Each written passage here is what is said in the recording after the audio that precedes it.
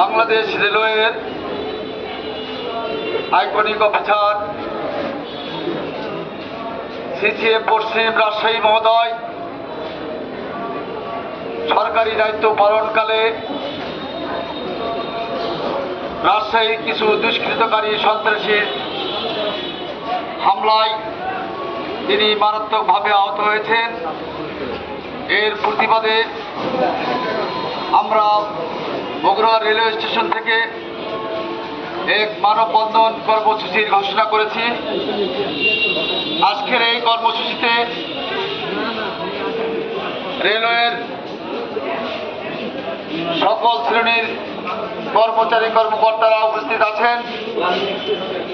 সম্মানিত যাত্রী সাধারণ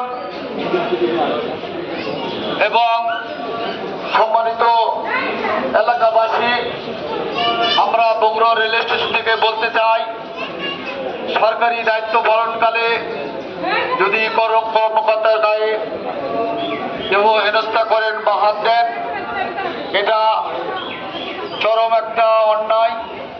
এই ফলে রাষ্ট্রের সকল কাজ ব্যাহত হয়। সরকারি একজন কর্মকর্তার গায়ে হাত দেওয়া মানে এদেশে রাষ্ট্রের গায়ে হাত দেওয়া। সুতরাং এখান থেকে আমরা বলতে চাই, আপনি যেই হন না কেন, যেভাবেই চলাফেরা করেন না কেন, সরকারি কোনো কর্মচারী গায়ে হাত দিবেন না।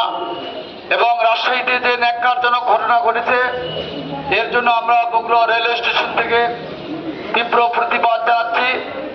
অবিলম্বে এই সন্ত্রাসীদেরকে গ্রেপ্তার করে আইনের আওতায় আনার জন্য প্রশাসনের প্রতি উদাত্ত আহ্বান জানাচ্ছি। ভাইয়েরা আমার, আপনারা জানেন গত শুক্রবারে